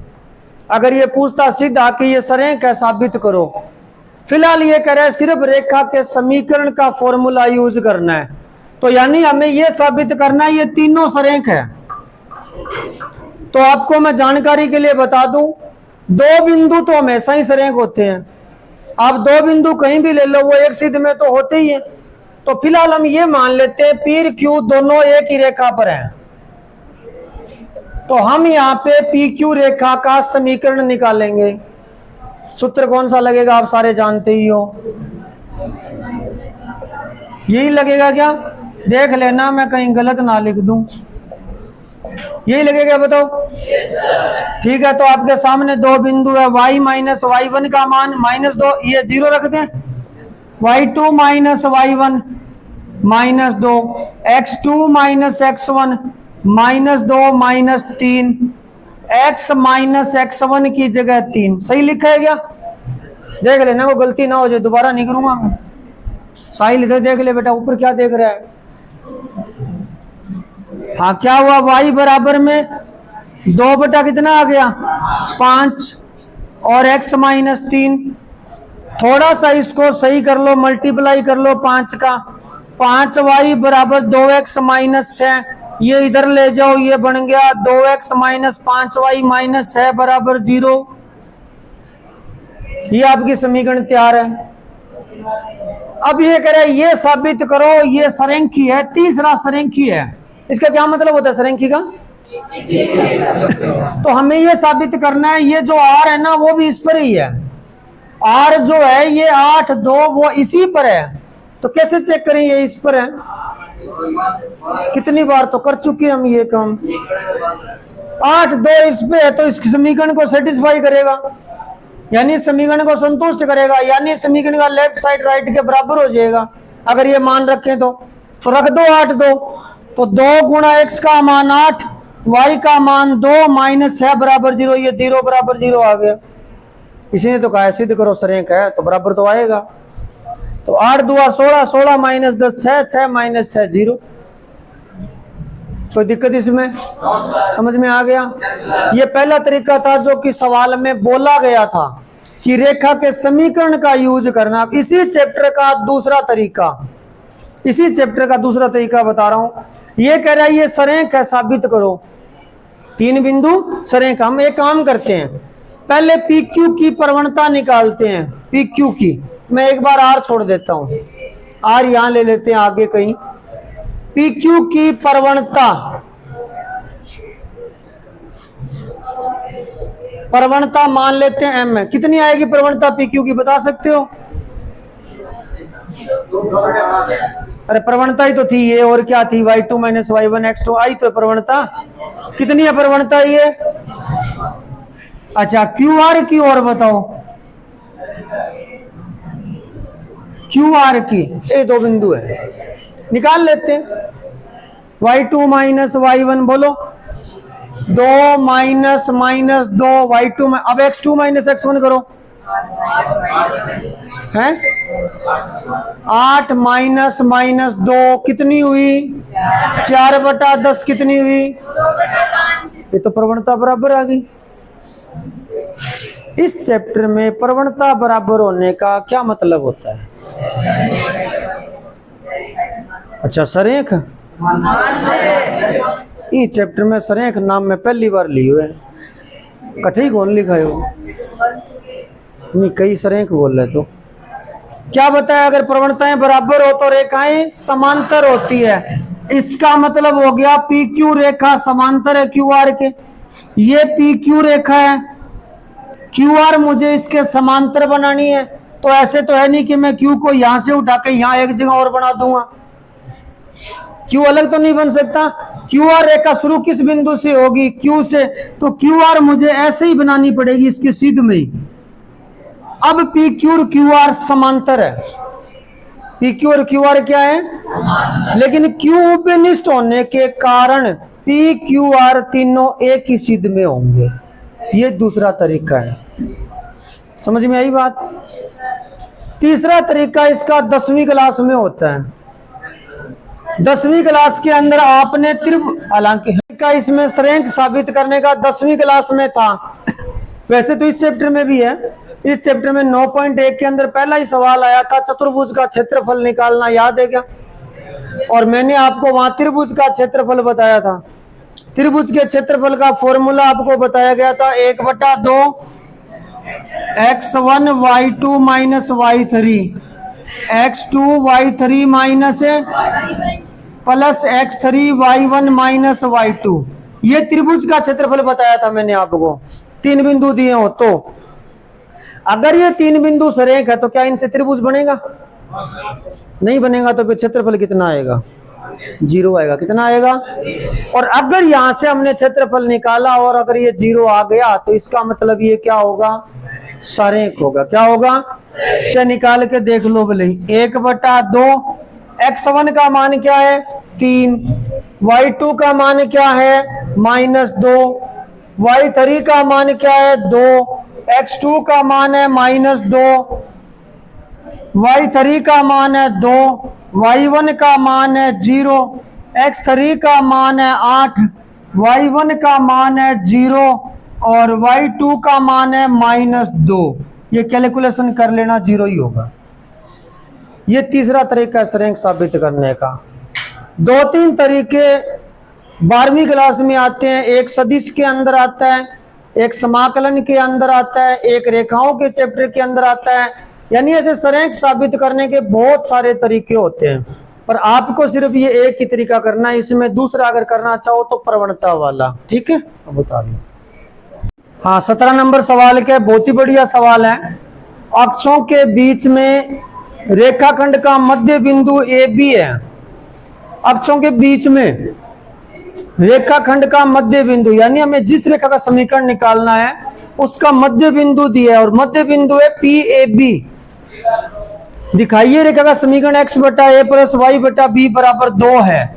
इस तरह से सवाल है। ये x अक्ष है, ये y अक्ष है और ऐसे कोई रेखाखंड है। बीच में आवाज ना करें। मान लो ये रेखाखंड ए बी है। इसका मध्य बिंदु जो है ना, मध्य बिंदु P, वो ए बी है। तो ये कह रहा है इसका समीकरण बताओ। अब इसका समीकरण हम 2-3 तरीके से निकाल सकते हैं। ये मध्य बिंदु है, ध्यान रखना। अच्छा, ये जो बिंदु है इसका पहले से कुछ पता है कि आपको कौन सा निर्देशांक क्या है? एक्स अक्ष पे है ये, तो एक्स अक्ष पे तो कुछ तो पता होगा इसका। वाई निर्देशांक 0 होगा। वाई निर्देशांक क्या होगा? एक्स का अभी पता नहीं है। इसका क्या कहना है? एक्स का 0 है, वाई का पता नहीं है। अब 10वीं क्लास में आपने मध्य बिंदु निकाला होगा। थोड़ा सा शॉर्टकट बता रहा हूं मैं, एक बार फिर डिटेल में बताऊंगा। आपने मध्य बिंदु निकाला है। मध्य बिंदु ये आना चाहिए, x1 + x2 करना है और बटा 2 करना है, ये आना चाहिए। समझ में आ रही है बात? x1 + x2 बटा 2 करूंगा, ये आना चाहिए। तो यहाँ क्या लिखूं? a लिखूं कि 2a लिखूं? 2a लिखना पड़ेगा। अब आप x1 + x2 कर लो, क्या आएगा बोलो? अगर यहाँ 2a लिख दें तो x1 + x2 कितना हो गया? 2a बटा 2 क्या बन गया? इसी तरह से y1 + y2 करो तो क्या आना चाहिए? 2b। निर्देशांक समझ में आए? ये निर्देशांक है 2a 0। तो ये दूरी बता सकते हो कितनी होगी? मूल बिंदु से यहां तक ये अंतःखंड कितना होगा? अगर ये निर्देशांक 4 0 होता तो ये लंबाई 4 हो जाती। तो यानी ये अंतःखंड हो गया 2a और ये अंतःखंड है। तो आपके पास तो अंतःखंड आ गए। अंतःखंड आ गए तो समीकरण क्या होती है अंतःखंड रूप में? x बटा a प्लस वाई बटा बी बराबर a का मतलब होता है x अक्ष पे काटा गया अंतःखंड, वो फिलहाल कितना है 2a, और यही उत्तर है आपका। यही है क्या मिलाओ? 2 का इधर गुणा किया हुआ है। ये तो था शॉर्ट एंड स्वीट तरीका, छोटा सा, ठीक है। हाँ, इससे आसान और क्या होगा, बिना किए सवाल हो गया। अब इसको करना कैसे है सुनो, करना कैसे है, ऐसे करोगे आप लोग। यहां मैंने डायरेक्ट 2a लिखा था, एक बार आप यहां पे कुछ और लिख दो, जैसे x1 लिख दो और यहां लिख दो, एक बार मान लो इसके निर्देशांक x1 0 है, इसके निर्देशांक 0 y1 है।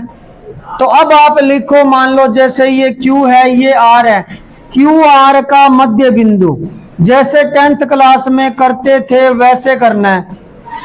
क्यू आर का मध्य बिंदु P, सूत्र लगेगा x1 प्लस x2 बटा 2 y1 प्लस y2 बटा 2। तो ये हो गया x1 प्लस में 0 बटा 2 y1 प्लस y2, 0 प्लस में y1 बटा 2। तो मध्य बिंदु के निर्देशांक आ चुके हैं x1 बटा 2 y1 बटा 2, परंतु आपके पास पहले से P के निर्देशांक है, क्या है, तुलना करो तो x1 बटा 2 बराबर a, y1 बटा 2 बराबर b। तो x1 का मान 2 आ गया, y1 का मान 2 भी आ गया। तो वापस इस बिंदु के निर्देशांक हमारे पास 2a 0 और 0 2 भी आ चुके हैं। और इसके बाद आप लिख देना अतः x अक्ष पे अंतःखंड 2a है, y अक्ष पे अंतःखंड 2 भी है। तो समीकरण ये लगा देना, x बटा a प्लस वाई बटा बी बराबर 1, पर a की जगह 2a और b की जगह 2b है। ठीक है, 2 तरीके हो गए। तीसरा तरीका क्या है, आपके पास यहाँ 2 बिंदु आ चुके हैं, आ चुके हैं ना 2 बिंदु। ये रेखा कौन से 2 बिंदुओं से गुजर रही है, फिलहाल तो 3 से गुजर रही है, 2 से 3 से गुजर रही है। ये कौन कौन से 2 बिंदुओं से गुजर रही है, एक तो गुजर रही है 2a 0 से और दूसरा गुजर रही है 0 2b से। तो 2 बिंदु रूप भी तो लगा सकते हो, नहीं लगा सकते, पता तो है 2 बिंदु रूप, y माइनस y1 ये मान लेते हैं, y2 minus y1 2b, x2 minus x1। Tanisha देख लिया तो इधर देख ले अब। हाँ, x माइनस x1 की जगह क्या लिखोगे 2a, y माइनस y1 ये रहा, y2 minus y1, x2 minus x1, 2 से 2 कट गया। थोड़ा सा सही करते हैं इसको, y बराबर आ गया माइनस b बटा a, x minus 2a, a का गुणा करो क्या आया a y, माइनस b का गुणा करो माइनस bx प्लस का 2a, bx इधर ले आओ तो bx प्लस ay बराबर 2a। एक काम करो, ए बी का इधर भाग कर दो, बी एक्स बटा ए बी, ए वाई बटा ए बी बराबर रह गया 2, यहां से ए कट गया, यहां से बी कट गया। आपका फाइनल आंसर रेडी है एक्स बटा ए वाई बटा बी बराबर 2। इस तरीके से भी कर सकते हो, ठीक है। मूल बिंदु से किसी रेखा पे डाला गया लंब -2 9 पर मिलता है तो रेखा का समीकरण बताओ। ये कह रहा है ये मूल बिंदु है, मान लो 0 0, मैं एक बार यहां मान रहा हूं, यहां से किसी रेखा पे लंब डाला, ऐसे इस पे लंब डाल दिया, मान लो ये ओपी है और ये लंब डाला आपने ए बी पर, और जहां पे आपने ये लंब डाला है वहां -2 9 पर मिलता है, तो रेखा का समीकरण बताओ। पहले तो ये बताओ, क्या आपको ये समझ में आया है कि इसने ओपी का समीकरण पूछा है या एबी का पूछा है? इसने एबी का पूछा है। किसका पूछा है? ये कह रहा है मूल बिंदु से किसी रेखा पे लंब डाला और वो -2 9 पे जाके मिल गया, तो उस रेखा का समीकरण बताओ। तो एबी का ही पूछ रहे हैं, समझ में आ गई बात ही। तो एबी रेखा का समीकरण हमसे यहाँ पे पूछा है। पहले तो ये पता होना चाहिए कि पूछा क्या है। अब इसमें इसने 2 बातें बोली हैं, मूल बिंदु से लंब डाला, -2 9 पर मिला, किस पे मिला? तो एक तो हमें ये दिया है कि -2 9 पर मिला है, तो -2 9 ए बी पर हो गया कि नहीं हो गया? पहली बात तो ये पता चल गई। दूसरा इसने कहा है कि ये लंब है, ऐसा पहले नहीं आया, ऐसा डायग्राम पहले नहीं बना, हमने सवाल किए। तो एक तो इसमें लंब का जिक्र हुआ है, दूसरी बात ये -2 9 से गुजर रहा है, तो अंदाजा लग रहा है कौन सा समीकरण लगेगा? कौन सा समीकरण लग सकता है? एक रेखा एक बिंदु से गुजर रही है, कौन सा समीकरण लगता है? अरे जब कोई रेखा किसी बिंदु से गुजरती है तो कौन सा ऐसा रूप है जिसमें बिंदु का जिक्र होता है? y बराबर mx प्लस सी वो होता है। तो ये नहीं होता क्या y माइनस y1 बराबर mx माइनस? आपको रियल बता रहा हूं बेटा, अगर आपने कल वाले सवाल निकाल के आए हो, उनके साथ माथापच्ची करी है, तब तो ये बात 1 सेकंड के अंदर दिमाग में आ जाए कि ये समीकरण क्यों लग रहा है। और कल वाले अगर जगह खोल के ही नहीं देखे कॉपी के अंदर, तो फिर वही कहानी रहेगी, फिर यही मन में आएगा कि समझ में नहीं आ रहे, और फिर तुम्हारे टेस्ट में नंबर नहीं आएंगे। वजह यही होती है बेटा, कल वाला काम कल हो जाना चाहिए था, अब जिन्होंने किया उसके दिमाग में आ गया। इसमें क्या क्या रखना होता है बताओ? एक तो बिंदु रखना होता है x1 y1, और दूसरा, चलो पहले बिंदु बताओ क्या रखोगे भाई? जिसकी समीकरण चाहिए वो जिस किसी भी बिंदु से गुजरी है वो रख दो। तो कौन सा रखेंगे? -2 9 रखेंगे। चलो पहले ये रख देते हैं, y माइनस y1 की जगह 9, प्रवणता बाद में देखेंगे, x माइनस x1 की जगह। अब प्रवणता लिखनी है, इसके लिए इसने एक बात और दी है सवाल में, क्या दी है बताओ? ये जो ओपी रेखा है वो किस पर लंब है? तो क्या ओपी की प्रवणता नहीं बता सकते आप? M2 दो बिंदु दिए ना, दो बिंदु रूप में कैसे निकालते हैं प्रवणता? तो y2 कितना है ये मान लो 9 माइनस 0 -2 -0, तो -9/2 आ गई। अब इसके लंबवती कितनी होगी प्रवणता m? बताया हुआ है ना आपको, उल्टा होता है, नहीं बताया क्या आपको? क्या होता है बताओ? 2/9। प्रवणता उल्टी होगी और निशान चेंज होगा। अब आपको कैसे, ये कल नहीं बताया था मैंने, जब ये प्रवणता वाला टॉपिक करवाया था लंबवत, तब बताया था। कैसे देख लो, ये जगह इसीलिए छोड़ रखी है। m1 गुणा m2 कितना होगा? m1 का मान कितना है? -9/2 बराबर -1। अब बताओ यहाँ से m2 कितना आएगा, मतलब ये प्रवणता कितनी आएगी?